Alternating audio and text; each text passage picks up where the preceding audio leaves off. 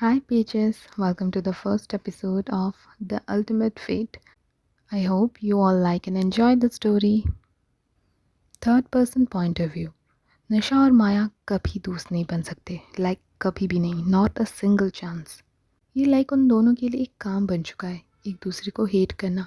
और टाइम के साथ साथ उनका कॉम्पिटिटिवनेस भी बढ़ गया है। और क्योंकि अब वो दोनों ही सेम हॉकी की टीम में हैं, they have to tolerate each other. And सिर्फ सेम हॉकी टीम में नहीं है, they are the shared captain. तो उन दोनों के बीच में एक अनकही राइवलरी भी है। माया जो उसे बहुत ज़्यादा टीज़ करती है, और निशा जिसकी नज़रें हमेशा माया पे टिकी रहती है। अगर वो दोनों सिर्फ एक दूसरे को अपने हाई स्कूल में ही मिलते होते तो शायद बात कुछ अलग होती, लेकिन क्योंकि उन दोनों के पापा बेस्ट बडीज़ थे तो उन्हें हर वीक एक दूसरे के घर डिनर के लिए जाना पड़ता है। एंड ऑफ कोर्स वहाँ पर टू मैनी ऑकवर्ड सिचुएशन होते हैं एंड ब्ला ब्ला। और क्योंकि माया की मम्मी की डेथ 4 साल पहले हो चुकी है, तो निशा की मम्मी सोचती है कि वो उनकी रिस्पॉन्सिबिलिटी है। आई मीन ओके, इस बात के लिए तो निशा भी सिंपैथी कहीं ना कहीं उसके अंदर भी है, लेकिन निशा की मम्मी ने तो उसे एकदम नेक्स्ट लेवल तक ले लिया है। तो ये था छोटा सा समरी। अब आगे प्रेजेंट सीन में। ये लो टिफ़िन, मम्मा ने तुम्हारे लिए भेजा है, निशा माया को जाके बोलती है, उसे बिना देखे। आखिर वो उसे देखती हुई तो कैसे, वो तो अपने बॉयफ्रेंड को फ्रेंड स्टाइल किस करने में बिजी थी। फिर भी माया निशा की आवाज़ सुनकर अपनी आंखें खोलती है, लेकिन वो किस करना बंद नहीं करती। तो निशा सोचती है कि रहने दो यार, मैं उसे ये बाद में भी दे दूँगी। बोलकर वो जैसे ही घूमी जाने के लिए माया उसे रोकती है। रोक कर पूछती है, हाँ क्या बोल रही थी तुम? माया के लिप्स उस किसिंग से एकदम फूल चुके थे। नहीं कुछ नहीं, बस ये स्टूपिड टिफ़िन जो मम्मा ने तुम्हारे लिए भेजा था। निशा वो टिफ़िन देके वापस चली आती है। तुम्हारा मूड क्यों ख़राब है? प्राण उसे पूछता है। और क्या हो सकता है, वो ज़रूर उस माया के साथ बात करके आई होगी। सिमी बोली, देखो निशा, तुम्हें एटलीस्ट उससे अच्छे से बात तो करनी ही पड़ेगी। तुम दोनों इस एकेडमिक ईयर से हॉकी टीम की जॉइंट कैप्टन हो, तुम्हारे पास कोई और ऑप्शन ही नहीं है। निशा और उसके दोस्तों ऐसे ही कॉरिडोर में बातें कर रहे होते हैं कि अचानक से वहाँ एक भीड़ जमा हो जाती है। थोड़ी देर बाद उन्हें पता चलता है कि वहाँ बस सारे न्यू स्टूडेंट्स माया के साथ पिक्चर्स लेने आए थे। बॉयज़ तो बॉयज़, इवन गर्ल्स को भी उसके ऊपर क्रश है। जैसे उससे अटेंशन लेने की के लिए कुछ करना ही नहीं पड़ेगा, she just have to be there, और वो सेंटर ऑफ अटेंशन बन जाएगी automatically. And out of nowhere Maya and Naksh फिर से किस करने लग गए। वेल, नक्श माया का बॉयफ्रेंड। इस सीन को देखकर सिमी बोली, ये दोनों तो कभी भी शुरू हो जाते हैं, सारे के सारे लूज़र्स हैं। एंड शायद ये वर्ड लूज़र रॉय सुन लेता है। वेल, रॉय माया की एक फ्रेंड है। अब फिर आके सिमी से झगड़ने लग जाता है, जिसकी वजह से माया का कंसंट्रेशन टूट जाता है और वो रॉय को रोकती है। फिर जाते जाते निशा के कानों में अपने लिप्स को हल्के से टच करते हुए बोलती है, अपने फ्रेंड्स को कंट्रोल करो बेबी गर्ल। उसके इस अचानक एक्शन से निशा की एकदम रोंगटे खड़े हो जाते हैं, और आंख मार के माया वहाँ से चली जाती है अपने सारे चमचे चमचियों को लेके। निशा पॉइंट ऑफ व्यू, क्लास ख़त्म हो चुका था और हम बस एक प्रैक्टिस मैच खेल रहे थे, क्योंकि एक इंटर हाई स्कूल कंपटीशन आ रहा था। और थैंक्स टू गॉड कि माया और मैं एक टीम में नहीं हैं। Well, just for this practice session. But हम अपोजिट टीम में हैं। मैं शिखा के सामने भागी, उसे इशारा करते हुए ताकि वो मुझे बॉल पास करे, और वो बड़ी स्विफ्टली स्टिक से बॉल को पास करती है मेरे और मैं गोल करने ही वाली होती हूँ कि साइड से आके मुझे कोई ज़ोर सा धक्का देता है, एंड मैं एकदम एकदम बॉलीवुड स्टाइल घूम घूम के गिरती हूँ, और मेरे पैर पे बहुत ज़ोर सा बड़ा सा कट आ चुका था, एंड उसमें से खून निकल रहा था। एनीवे, जैसे मैं अपने आप को कंपोज करके नीचे बैठती हूँ, मैं देखती हूँ कि माया मुझे देखकर स्मर्क कर रही थी।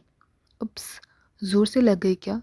तुम्हें चारों ओर देख के खेलना चाहिए था ना स्वीट हार्ट, बोलकर वो अपने टीममेट्स के पास हंसते हंसते चली गई।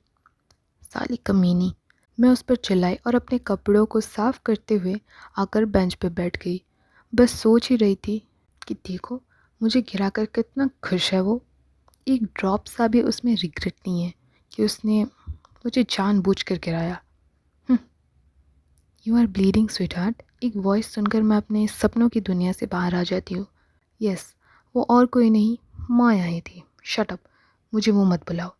ये माया की आदत बन गई है मुझे डिफरेंट डिफरेंट नेम्स देना, जो वो जानती है कि मैं उससे कितना इरिटेट होती हूँ। और इसी वजह से वो मुझे ज़्यादातर ऐसे ही बुलाकर टीज़ करती है। मैं बस माया को कुछ बोलने जा रही थी कि मुझे लगा कि जैसे कोई मुझे कब से घूरे जा रहा है। मैं उसकी साइड से देखती हूँ तो पता चलता, हाँ, प्रीशा। प्रीशा माया की दोस्त मुझे एक तक दिखी जा रही है, और जैसे ही मेरे आइज़ उससे मिलते हैं वो अपने आँख फेर लेती है। हाँ, सच अ क्रीप। अच्छा तो डार्लिंग कैसे होगा, एकदम मेरे चेहरे के पास आकर बोलती है Maya, and again she grid my attention. हाँ, नहीं, मेरे पास एक बेटर ऑप्शन है, तुम मुझसे बात ही मत किया करो। और क्या सच में तुम्हारे पास मुझे टॉन्ट मारने से ज़्यादा कोई बेटर काम नहीं है? हाँ। माया बस वहाँ से जा ही रही थी कि पता नहीं अचानक कोच को क्या हो गया। वो बोली, माया, निशा को नर्स के पास लेके जल्दी जाओ। लेकिन क्यों? मेरे पैर कोई फ्रैक्चर नहीं हुए हैं, बस कट लगा है, मैं अपने आप जा सकती हूँ। माया ही क्यों? निशा, कोई बहस नहीं। माया, उसे लेके जाओ। यस कोच, ज़रूर। ये कोच को भी ना क्या हो जाता है पता नहीं। मैं आगे आगे चल रही थी। नहीं, अगर मैं सही से बोलूँ तो मैं लिम्प करते हुए चल रही थी। सच बोलूँ तो अभी वो दुख रहा था, और माया मेरे ठीक पीछे पीछे चल रही थी। क्योंकि अब हम दोनों अकेले थे, मैं उससे पूछी, क्या तुमने मुझे धक्का देने से पहले प्रिशा को भी बोला था? क्या? प्रिशा? मैं उससे क्यों बोलूँगी? वो जेन्युइनली कंफ्यूज दिखी। इसके दो ही मतलब थे, आइदर वो सच बोल रही है और she is really good actor, और जैसे मैं जानती हूँ वो ज़रूरी झूठ बोल रही है। ओ अच्छा ठीक है फिर। या फिर पता नहीं, कौन जाने, वो प्रिशा भी कुछ प्लान बना रही होगी मेरे खिलाफ। एनीवे, ये माया और उसके फ्रेंड्स मेरे पीछे ही पड़े रहते हैं, मोस्टली दैट प्रीशा। हम नर्स के ऑफिस के सामने पहुंचे। वहाँ पर लिखा हुआ था, sorry for any trouble but I am leaving early for personal reasons, if there is any emergency call an ambulance. हो, ये बढ़िया है, माया सार्कास्टिकली बोली। वेल, मैं उसे कुछ रिप्लाई करने वाली थी कि मेरा सर बहुत ज़ोर दुखने लगा, एंड मैं वहीं सर पकड़ के ज़मीन पर बैठ गई। क्या क्या हुआ तुम्हें? बैठ क्यों गई? क्या तुम अपने नीज़ के लिए कुछ नहीं करोगी? मैं उसके पक पक इग्नोर करती हूँ और मेरे साइड में ही देखती हूँ तो जस्ट पास में ही होता है फर्स्ट एड बॉक्स, जिसे मैं अपने पास लाती हूँ। लेकिन मुझे लगा अभी ड्रेसिंग करना is too much of an effort, so I just let it. क्या क्या हुआ? तुम्हें बैंडेज करना नहीं आता है डार्लिंग? शट अप, डार्लिंग माई एस। और हाँ, मुझे आता है, लेकिन मैं बस थोड़ी देर रेस्ट करना चाहती हूँ, बोल के मैं अपनी आंखें बंद कर लेती हूँ ताकि माया पहले यहाँ से जाए और यहाँ पे थोड़ी शांति हो। लेकिन शांत होने की बजाय मुझे चीज़ें उधर उधर होने की आवाज़ आई। फिर अचानक से मुझे लगा कि कोई मेरे कट पे ठंडा कपड़ा लगाया है, और उसी दर्द से मेरी आंखें ऑटोमेटिकली खुल गए। मैं बस माया पर गालियों की बरसात करने ही वाली होती हूँ कि मैं देखी कि वो मेरी मरहम पट्टी कर रही थी। The great Maya, the great guff greatest Maya is helping me. क्या मैं कोई सपना देख रही हूँ? बस ये सोच ही रही थी कि वो बोली, नो हनी, तुम सपना नहीं देख रही हो। जैसे ही उसने अपना काम ख़त्म किया, मैं ड्रेसिंग रूम की तरह जाने लगी, क्योंकि वापस फील्ड में जाने का कोई मतलब नहीं है, एंड क्योंकि कोच मुझे खेलने ही नहीं देंगे। He will keep me on the bench क्योंकि मुझे चोट लगी है। तो वापस फील्ड में जाने का कोई मतलब ही नहीं दिखा मुझे। क्या बात है हनी, तुम वापस फील्ड में नहीं जा रही हो? यू नो, निशा, निशा। मैं ज़ोर ज़ोर से चिल्लाई, निशा है मेरा नाम। आई नो तुमने मुझे जितने सारे पेट नेम दे दिए हैं ना, अब तक तो तुम मेरा नाम भी भूल चुकी होगी। एनीवे, तुमसे बात करना ही बेकार है, बोलकर मैं अपना बैग पैक करने लगी। ये क्या बात हुई स्वीटहार्ट? हम दोनों यहाँ पर अकेले हैं।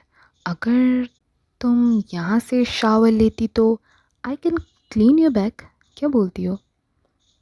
इसकी बातों को इग्नोर करके मैं सिंपली उसे मिडिल फिंगर दिखा के वहाँ से चली आती हूँ। ये माया मुझे पागल कर देगी। यस गाइस, तो ये था हमारा चैप्टर 1। हाँ हाँ, मुझे पता है कि ये छोटा हो गया, मुझे और लंबा बनाना है। मैं लंबा ही बनाऊंगी। ये जस्ट चैप्टर 1 था, तो जस्ट एक इंट्रोडक्शन चैप्टर था। चैप्टर 2 से लंबा होगा, I promise. Okay, bye peaches. Comment करना मत भूलना।